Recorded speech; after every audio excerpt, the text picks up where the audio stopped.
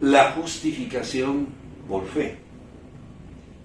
Esta es una de las doctrinas cristianas que más está relacionada con la doctrina de la salvación. Es por ello que en este capítulo vamos a dedicar todo nuestro tiempo, todo nuestro esfuerzo a procurar conocer un poco más acerca de esta doctrina y su importancia. Dice el apóstol Pablo en el libro de Romanos, en el capítulo 5, en el versículo 1. Justificados pues por la fe, tenemos paz para con Dios por medio de nuestro Señor Jesucristo. Es lo que dice el apóstol Pablo, que nosotros somos justificados por la fe y a través del Señor Jesucristo. ¿Qué quiso decir con esto? Bueno, para empezar, quizás podríamos decir que la palabra justificación aquí en Romanos, en el capítulo 5, del versículo 1, es una palabra o un término más bien jurídico que se usa para referirse a una persona que está más que comprobado que es culpable y que es declarada inocente. De hecho, la palabra justificación quiere decir absuelto del pecado o absuelto de la culpa del pecado. Por lo tanto, el que es justificado, me parece a mí, es culpable. O sea, usted no puede ser justificado, o una persona no puede ser absuelto de culpa o de la pena por la culpa si primero no es hallado culpable. Y quizás esa es la primera verdad a la que debemos hacer énfasis. Una persona que es justificada es culpable, y siendo culpable es declarado o declarada inocente. En tanto, y hay que aclararlo, en tanto sea otra persona, o sea, otro, el que asuma la responsabilidad por su culpa y por la pena de esa culpa. De hecho, la palabra de Dios dice, si recordamos en el libro de Romanos, en el capítulo 3, en el versículo 10, no hay justo ni aun uno. Eso quiere decir que todos nosotros, a una, somos culpables. En el libro de Ezequiel también recordamos, en el capítulo 18, en el versículo 4, el profeta dice, y el alma que pecare, ¿esa qué? Morirá. ¿Por qué? Porque es culpable. Quizás la pregunta aquí es, ¿de qué somos culpables nosotros delante de Dios? Bueno, primero que nada debemos aclarar que nosotros bajo ninguna circunstancia somos culpables de las decisiones de nuestros primeros padres, en este caso Adán y Eva, de las decisiones que ellos hayan tomado o del pecado en particular de Adán y Eva en el huerto del Edén. La palabra de Dios es enfática en decir en el libro de Deuteronomio, en el capítulo 24, en el versículo 16. Los padres no morirán por los hijos, ni los hijos por los padres. Cada uno morirá por su pecado. El alma que pecare, esa morirá, pero los padres no son responsables por los pecados de los hijos y viceversa. Igualmente dice la palabra de Dios en el libro de Ezequiel, en el capítulo 18, en el versículo 20. Usted podría leer todo el capítulo si lo quiere. Nosotros vamos a leer Ezequiel, capítulo 18, versículo 20. Dice el profeta, el alma que pecare, esa morirá. El hijo no llevará el pecado del padre, ni el padre llevará el pecado del hijo. La justicia del justo será sobre él, y la impiedad del impío será sobre él. La pregunta es, ¿de qué somos culpables? La respuesta es, y es una aclaración, nosotros no somos culpables o responsables por el pecado de Adán y Eva, por las decisiones que Adán y Eva tomaron en el huerto de Edén. Entonces, ¿de qué somos responsables delante de Dios? Bueno, yo diría que en primer lugar, de tener una naturaleza pecaminosa y no reconocerlo. Si algo nos heredaron nuestros primeros padres, fue una naturaleza pecaminosa, o sea, una naturaleza inclinada al pecado. Bien lo dijo el apóstol Pablo: por tanto, como el pecado entró en el mundo por un hombre la muerte, así la muerte pasó a todos los hombres. Ahí dice Pablo en Romanos, en el capítulo 5, el versículo 12. Nos interesaría mucho buscar ahora 1 de Pedro, capítulo 1, versículo 18. Nunca hemos usado este texto en este sentido, pero es que en la parte B algo dice el apóstol Pedro al respecto. 1 de Pedro, capítulo 1, versículo 18, o en la parte A más bien. Dice: sabiendo que fuisteis rescatados de vuestra vana manera de vivir, la cual recibisteis de vuestros padres, no con cosas corruptibles como oro o plata.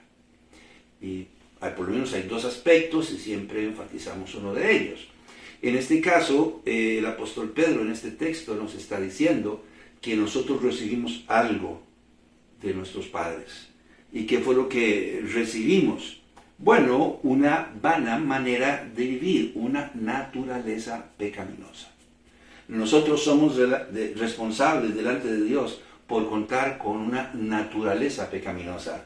Número uno. Número dos, por dejarnos llevar por esa naturaleza pecaminosa. El apóstol Pablo habla ampliamente en el libro de Romanos, en el capítulo 7, y dice: hallo esta ley en mis miembros que me induce a hacer el mal que yo no quiero hacer.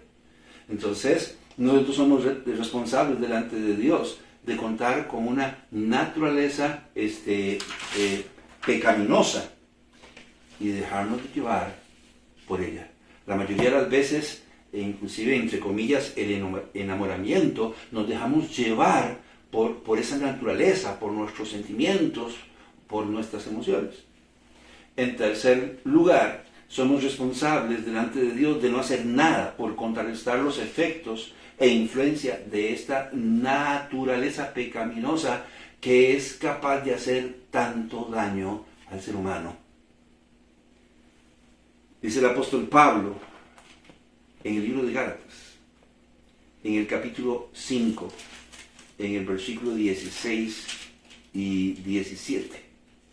Digo pues, andad en el Espíritu y no satisfagáis los deseos de la carne. Porque el deseo de la carne es contra el Espíritu y el del Espíritu es contra la carne, y estos se oponen entre sí para que no hagáis lo que quisierais. Naturaleza pecaminosa, que vamos a repetirlo una y dos veces, nos fue heredada por Adán y Eva y nos constituyó en pecadores, puesto que nos vemos inducidos por ella a hacer lo malo, separándonos e impidiéndonos tener una sana relación con Dios, con un Dios que es 3 veces santo. Bien lo dice la palabra de Dios en el libro de Romanos, en el capítulo 3, en el versículo 23. Por cuanto todos pecaron, están ¿qué? Destituidos de la gloria de Dios. Esta naturaleza pecaminosa nos constituye en pecadores, y al constituirnos en pecadores nos impide tener una buena relación y una buena comunión con Dios. De hecho, no podemos, ¿verdad? Es lo que dice la palabra de Dios. Si algo debemos recordar es que el hombre fue creado a la imagen y semejanza de Dios. Y si fuimos creados a la imagen y semejanza de Dios, entonces eso quiere decir que de alguna manera u otra se nos dio la capacidad, como Dios, de pensar, de razonar y de decidir. De pensar y razonar lo que queremos sentir. Ay, es que yo me siento así. Bueno, pero Dios nos dio la capacidad de poder pensar, de razonar y de decidir qué queremos sentir. O sea, podemos controlar nuestros sentimientos y emociones. Nos dio la capacidad de pensar entonces y razonar lo que queremos hacer. Es que fue un momento y yo me dejé llevar Dios nos hizo a su imagen y semejanza. Tenemos la capacidad de pensar, de razonar y de decidir lo que queremos hacer. Por eso la palabra de Dios dice, por ejemplo, en el libro de Josué, en el capítulo 24, en una asamblea, Josué, el líder del pueblo, llama al pueblo y los interpela. Y les dice aquí, en Josué, en el capítulo 24, en el versículo 15, y si mal os parece servir a Jehová, escogeos hoy a quien sirváis, si a los dioses a quienes sirvieron vuestros padres cuando estuvieron al otro lado del río, o a los dioses de los amorreos en cuya tierra habitáis, pero yo y mi casa serviremos a Jehová. Y Josué les dice, ya es hora. O sea, Dios nos sacó de Egipto, cruzamos el Mar Rojo, cruzamos el río Jordán, entramos a la tierra prometida, han pasado muchos años, hemos visto que la mano de Dios está con nosotros y ahora ustedes andan adorando y venerando otros dioses. Es hora de escoger, le dice Josué al pueblo. Y de una vez les digo, ya mi familia y yo escogimos lo que vamos a hacer. ¿Por qué? Porque Dios nos ha dado la capacidad de pensar, de razonar y de decidir lo que queremos pensar y sentir, y nos ha dado también la posibilidad de pensar y razonar lo que queremos hacer. El problema con el hombre es que el hombre decidió dejar de creer en Dios. El hombre decidió desobedecer a Dios y tomó el fruto que Dios le mandó que no tomase. ¿Recuerda usted ahí a la altura de Génesis, al capítulo 2, en el versículo 15 al 17? Y le dijo Dios, mire, usted puede comer de todos los frutos, de todos los árboles en el huerto del Edén, pero del árbol de la ciencia del bien y del mal no comerás, porque el día que usted comiere de ese fruto, ciertamente va a morir. Yo le hago una pregunta, ¿el mandato era para Adán y Eva? Vamos a darnos cuenta que no. Y que ese mandato era para Adán y Eva y podía afectar a toda la raza humana también. Ellos ignoraron, de hecho, concretamente la advertencia que se les había hecho de que sus decisiones, en este caso al menos, afectarían a toda la raza humana. De hecho, la palabra hombre aquí, en Génesis, en el capítulo 2, en el versículo 15, viene del hebreo Adam. Del hebreo Adam, y quiere decir ser humano, rojizo, o el que procede de la tierra. Aquí, en Génesis, en el capítulo 2, en el versículo 15. La palabra varón, por su parte, usada en Génesis, en el capítulo 2, en el versículo 23 al 24, viene del hebreo ish, y quiere decir hombre o ser humano. La palabra varona, igualmente, en Génesis 2, 23 al 24, viene del hebreo isha, y se usa para distinguir a la mujer del hombre, y suele traducirse como varona o mujer, y se usa para referirse, óigame lo que le voy a decir, a un ser humano semejante al varón, que es ish, pero de género femenino, isha. De manera que la advertencia de no comer del árbol de la ciencia del bien y del mal no le estaba siendo dada solo a Adán y Eva. Era para toda la raza humana. O solo Adán y Eva estaban exentos de dejar, ¿cómo es? Solo Adán y Eva no podían dejar de creer en Dios y obedecerlo. No, el mandato era y estaba implícito para toda la raza humana. Entonces, de manera que la advertencia de Adán y Eva era también para toda la raza humana. cuando Dios le habló a Adán, cuando Dios le habló a Eva, estaba hablando de manera genérica a toda la raza humana. Era para toda la raza humana. Por eso todas las mujeres, por regla general, sufren durante su embarazo y al dar a luz, porque la palabra de Dios dice en el libro de Génesis, en el capítulo 3, en el versículo 16. Después de que pecaron, recuerda, vino el juicio de Dios. Fue sobre Eva nada más. A la mujer dijo: multiplicaré en gran manera los dolores de tus preñeces.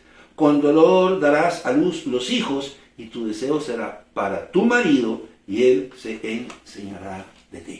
¿Era solo para ella? No, era para todas las mujeres. Por eso todos los hombres, por regla general, sufren los estragos del trabajo diario. O sea, depende del trabajo que realizan, sudan, se cansan, se desgastan, en todo el sentido de la palabra, ¿verdad? Escuchamos que fulano se incapacitó por estrés y por tensión. El otro simplemente se incapacitó porque aspiró un fungicida. Entonces, esto afecta a toda la raza humana. Por eso todos los seres humanos, tarde o temprano, también llegarán a experimentar la muerte. Génesis capítulo 3, versículo 19. Porque si la advertencia no era para toda la raza humana y era solo para Adán y Eva, una vez que murió Adán y Eva, todo terminó. Y dice aquí en Génesis, en el capítulo 3, en el versículo 19. Con el sudor de tu rostro comerás el pan hasta que vuelvas a la tierra, porque de ella fuiste tomado, pues polvo eres, y al polvo volverás. La advertencia le fue dada a Adán y Eva. Y ellos tenían que saber que si ellos desobedecían a Dios, puesto que la palabra de Dios dice que había un pacto entre Dios y el hombre, entonces si había un pacto, a ellos tuvieron que haberles dicho y les tuvieron que haber explicado: si ustedes comen del árbol de la ciencia del bien y del mal, ustedes van a morir y toda la raza humana con ustedes. Van a experimentar la muerte física. La muerte física, la que tiene que ver con la separación del alma y del cuerpo depositado en el cementerio, en la sepultura. Adán y Eva murieron. Y desde entonces, para que un ser humano muera, tan solo tiene que estar vivo. Y van a experimentar también la muerte espiritual. Dice el apóstol Pablo en Efesios, en el capítulo 2, en el versículo 1. Y Él os dio vida a vosotros cuando estabais muertos en vuestros delitos y pecados. Por causa del pecado, el ser humano está muerto delante de la presencia de Dios, delante de Dios. Y Él está diciendo: Él os dio vida a vosotros cuando estabais muertos en vuestros delitos y pecados. Está hablando de la muerte espiritual, la que también tiene que ver con la pena por el pecado y consiste en la eterna separación del alma de la presencia de Dios y está depositada en el infierno. Permítame aclararle una vez más: el infierno no es la condenación eterna. El infierno es una cárcel provisional en espera del día del gran juicio. Pues bien, por causa del pecado, si una persona muere, va a tener que ir al infierno, como quien dice la preventiva. Va a tener que ir al infierno a espera del juicio, o del gran día, o del juicio final. Para luego ser extraído de ahí y ser lanzado en cuerpo y alma al lago de fuego por una eternidad. Por lo menos dice el apóstol Pedro en 2 de Pedro, en el capítulo 2, en el versículo 4. 2 de Pedro, capítulo 2, versículo 4. Pasajes que ya son conocidos por todos, pero que vale la pena leer. Porque si Dios no perdonó a los ángeles que pecaron, sino que arrojándolos al infierno, los entregó a prisiones de oscuridad para ser reservados al juicio. Perdón, mire con lo que está diciendo Pedro. Dice que muchos de los ángeles que se rebelaron contra Dios fueron lanzados al infierno, pero que un día serán sacados de esta cárcel, ¿verdad?, de estas prisiones de oscuridad, para ser juzgados también en un juicio, un día. Igual los hombres, iguales los seres humanos. Recuerda lo que dice en Mateo 25:41, y les dijo: malditos, apartados de mí, al fuego preparado para el diablo y sus ángeles. Y en Apocalipsis 20, en el versículo 14 al 15, recordamos también lo que la palabra de Dios dice. Y la muerte y el Hades. Les recuerdo que en las Sagradas Escrituras hay varias palabras en diferentes idiomas para referirse al mismo lugar. En el Antiguo Testamento, en hebreo era Seol. En el Nuevo Testamento, en griego, era Hades. Y una expresión latina en el Nuevo Testamento era inferno, o sea, infierno. De manera que Seol, Hades e infierno son el mismo lugar. Y está diciendo: y la muerte y el Hades fueron lanzados al lago de fuego. Esta es la muerte segunda. Y el que no se haya inscrito en el libro de la vida fue lanzado al lago de fuego. Entonces está diciendo que fueron sacados del Hades, o bien sea del Seol o del infierno, una cárcel provisional en espera del día del gran juicio. Y que una vez que fueron llevados al juicio y se determinó que eran culpables por su rechazamiento del Señor Jesucristo, fueron lanzados al lago de fuego, que es la condenación eterna. Por eso, cuando nosotros aceptamos al Señor Jesucristo como nuestro único y suficiente Salvador, se dice que el Señor nos redime nuestra alma, y en su venida un día va a redimir nuestro cuerpo. No es necesario que usted lo busque. Yo le voy a dar lectura al libro de Romanos, al capítulo 8, al versículo 21 al 22. Romanos capítulo 8, versículo 21 al 22. ¿Qué es lo que dice el apóstol Pablo al respecto? 8, 21 al 23 puede ser. Pero dice: porque también la creación misma será libertada de la esclavitud de corrupción a la libertad gloriosa de los hijos de Dios. Porque sabemos que toda la creación gime a una, ¿verdad? Ahí está diciendo. Y a una está con dolores de parto hasta ahora. Versículo 23. Y no solo ella, sino que también nosotros mismos, que tenemos las primicias del Espíritu, nosotros también gemimos dentro de nosotros mismos, esperando la adopción, la redención de nuestro cuerpo. Entonces dice la palabra de Dios que nosotros aceptamos a Jesucristo, nuestra alma es redimida. Pero un día, cuando el Señor venga, entonces nuestro cuerpo también va a ser redimido, ¿verdad? Por otro lado, pensemos así: si el Señor proveyó un medio de salvación para todos los hombres, y el hombre rehúsa creer en él o usarlo, será condenado por su incredulidad y juzgado por el rechazamiento del Dios, y será juzgado por el rechazamiento del don de Dios para la salvación. Yo no sé si usted recuerda que cuando Adán y Eva pecaron, se dieron cuenta que estaban desnudos, había malicia en su corazón. Entonces, con unas hojas de higuera ahí se hicieron una especie de delantales, algo así. Y el Señor viene y les dice: eso no sirve. Y dice que Dios los vistió de túnicas de pieles.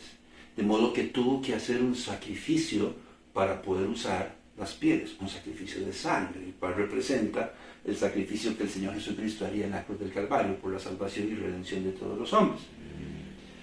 Entonces, desde el principio el Señor está diciendo: yo he creado, he provisto un medio de salvación, representativamente en el Cordero que fue sacrificado para sacar las pieles y vestirlos y cubrir su vergüenza, justificarlos si se quiere.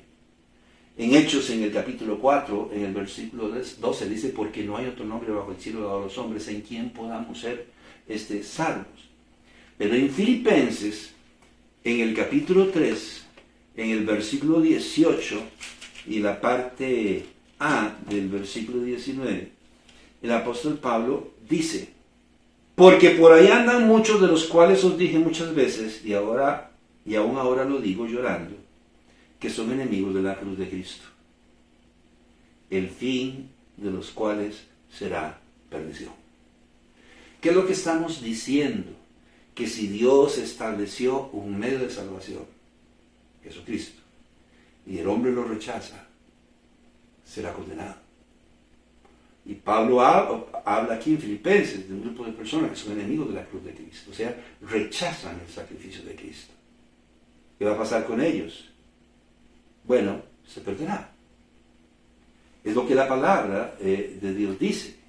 En el libro de Hebreos, en el capítulo 10, en el versículo 29, igualmente el autor del libro de Hebreos dice, ¿cuánto mayor castigo pensáis que merecerá el que pisoteare al Hijo de Dios y tuviere por inmunda la sangre del pacto en la cual fue santificado e hiciere afrenta al Espíritu de gracia?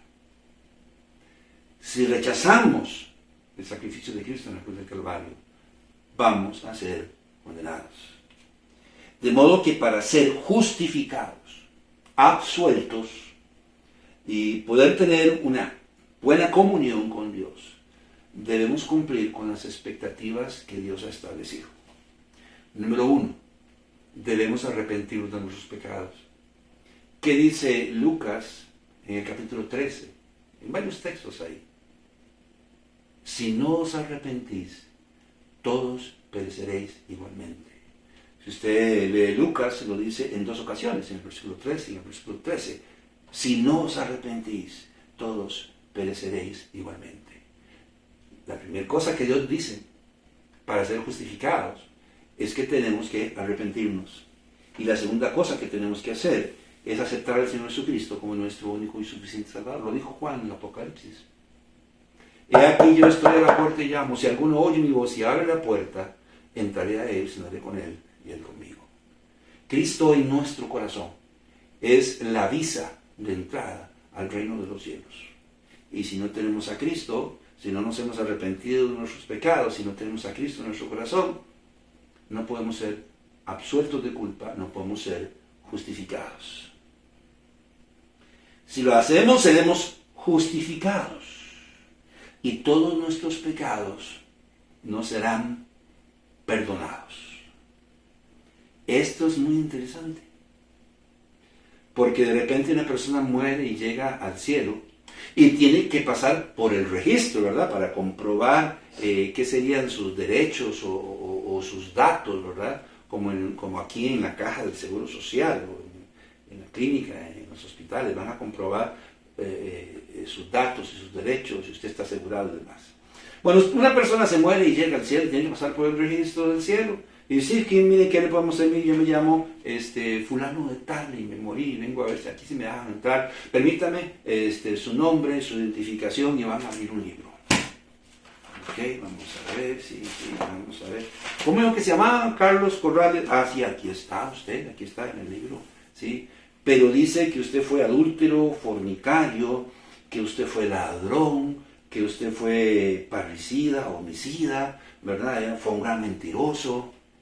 Y aquí en el registro del cielo dice todas las cosas malas que usted hizo en vida. Eso quiere decir que usted es pecador.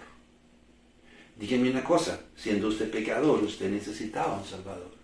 Y el único Salvador que podía redimir su alma era el Señor Jesucristo.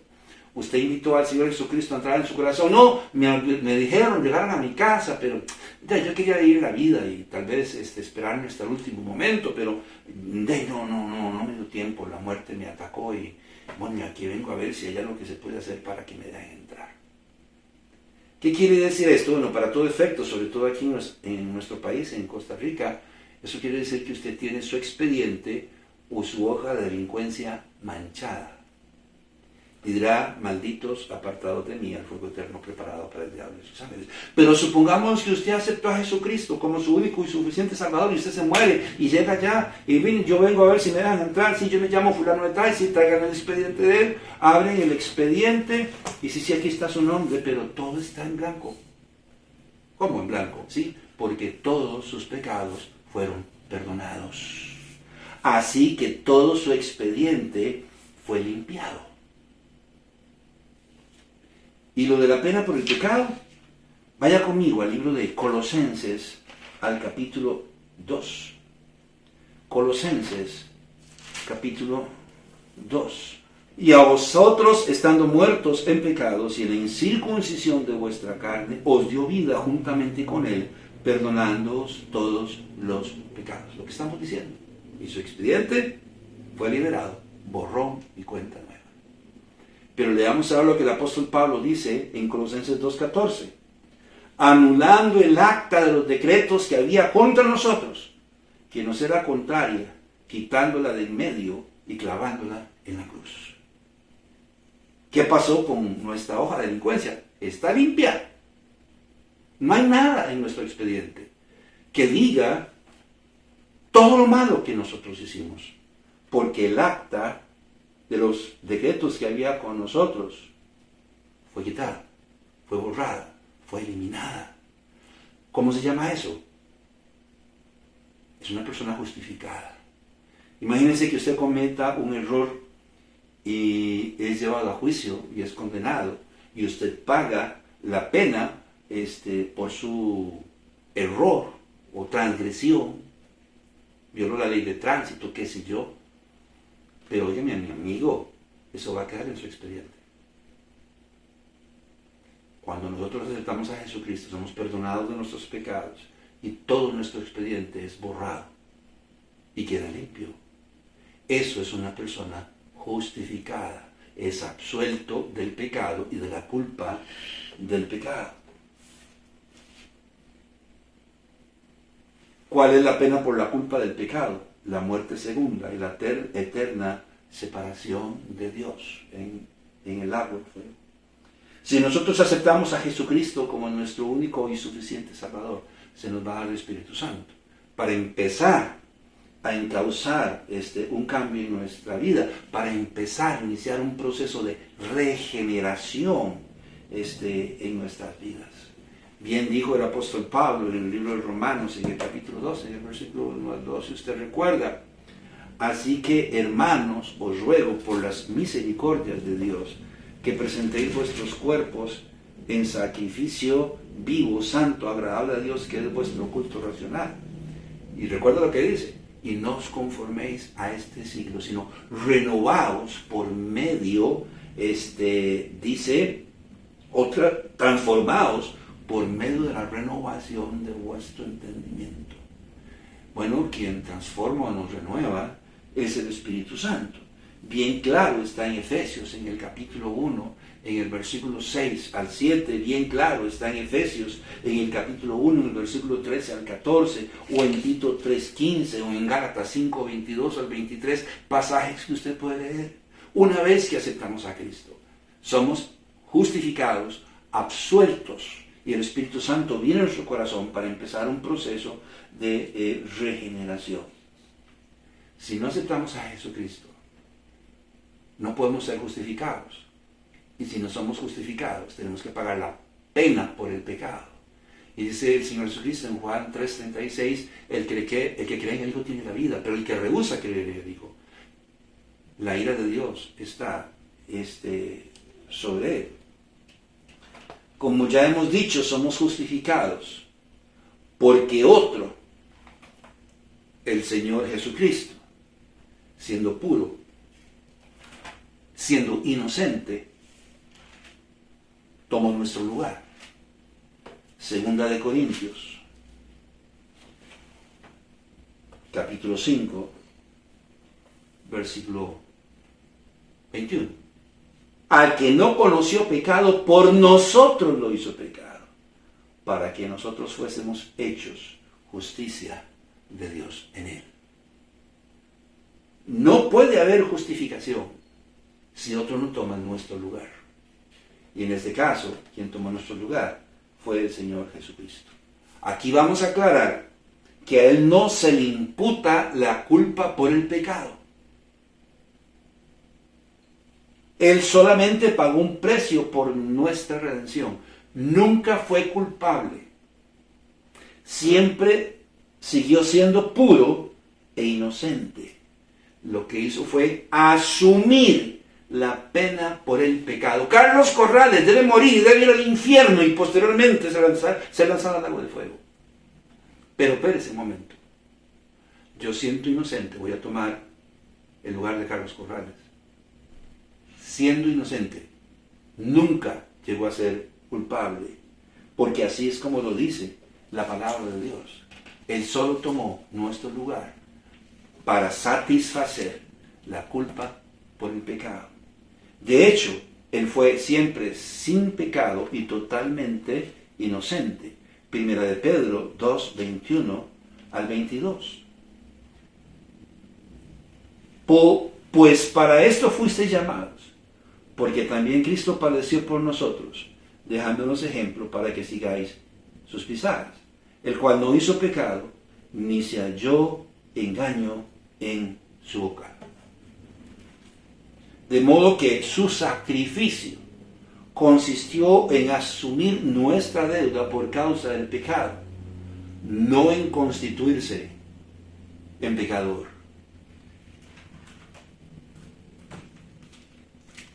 Por lo menos eso dice el autor del libro de Hebreos.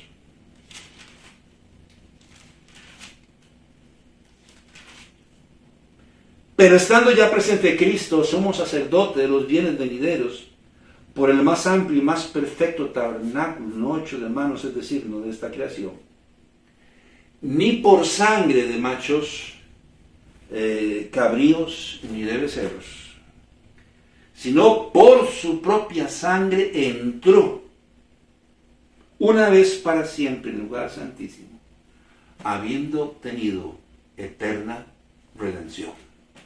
De modo que el Señor Jesucristo asumió nuestra deuda por causa del pecado, pero nunca jamás se constituyó el pecador. De modo que la absolución de la culpa por el pecado la encontramos solamente por medio de la fe. Por eso el apóstol Pablo dice, justificados pues por la fe, porque por más que nos parezca increíble, esto fue lo que sucedió y fue anunciado desde Génesis en el capítulo 22, cuando Isaac es llevado por su padre a tierra de Moriah para ser sacrificado, y de repente es sustituido por un cordero que estaba trabado en un zarzal a las espaldas de su padre Abraham.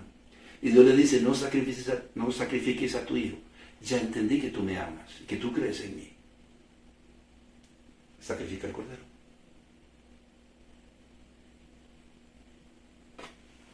Al creer en la suficiencia del sacrificio del Señor Jesucristo en la cruz del Calvario. De modo que la justificación por fe es lo que nos permite estar en paz con Dios. Hay personas que se enemistan porque hay una deuda entre ambos. Y la paz va a volver cuando uno le pague al otro. ¿Cierto? Bueno, yo tenía una deuda con Dios, pero Cristo la pagó por mí. De manera que ahora la justificación por fe me permite a mí estar en paz con Dios por siempre. Número uno. Número dos. La justificación por fe nos permite entonces ser aceptos en el amado. Efesios capítulo 1, versículo 6. Para alabanza de la gloria de su gracia, con la cual nos hizo aceptos en el amado. No me hable. Lea Romanos 5. Éramos enemigos de Dios.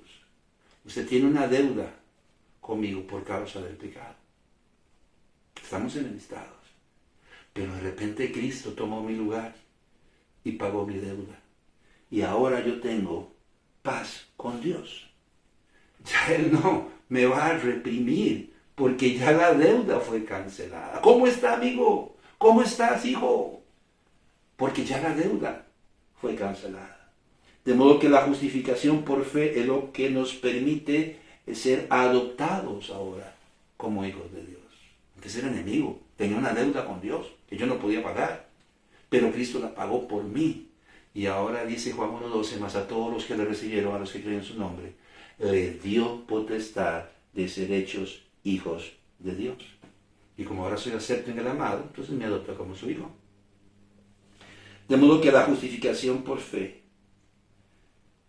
es lo que ahora nos permite tener comunión con Dios. Antes estábamos alejados de Dios y de las cosas de Dios.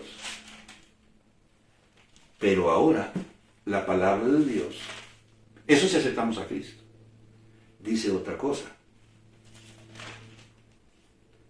Así que, hermanos, teniendo libertad para entrar en el lugar santísimo por la sangre de Jesucristo, versículo 22, acerquémonos con corazón sincero, en plena certidumbre de fe, purificados los corazones de mala conciencia y lavados los cuerpos con agua pura. Sigue diciendo el autor del libro de Hebreos: por tanto, teniendo un gran sumo sacerdote que traspasó los cielos, Jesús el Hijo de Dios, retengamos nuestra profesión. Porque no tenemos un sumo sacerdote que no pueda compadecerse de nuestras debilidades, sino uno que fue tentado en todo según nuestra semejanza, pero sin pecado. Acerquémonos pues confiadamente al trono de la gracia, para alcanzar misericordia y hallar gracia para el oportuno socorro. Ahora que yo fui justificado, fui lavado con la sangre de Cristo, mi expediente fue limpiado, mi hoja de delincuencia está limpia. Ahora que yo fui justificado y fui hecho acepto en el amado, y ahora que yo fui adoptado hijo de Dios, ahora yo puedo tener comunión con Dios, porque fui justificado y absuelto de culpa. La justificación por la fe es una de las doctrinas más importantes relacionadas con la salvación. Y debemos recordarlo siempre. No puede ser que yo hoy sea cristiano. No puede ser que mañana yo no lo sea. Porque siempre voy a seguir siendo hijo de Dios. Si yo acepté a Jesucristo como mi único y suficiente Salvador y fui justificado. Pero yo quiero aclararle, fuimos justificados para tener comunión con Dios. No podemos estar lejos de Dios. Fuimos justificados, absueltos de culpa, para tener comunión con Dios. No permita que nada en su vida lo separe de esta comunión o de esta relación con un Dios que nos ama eternamente. Que Dios le bendiga, que la pase bien.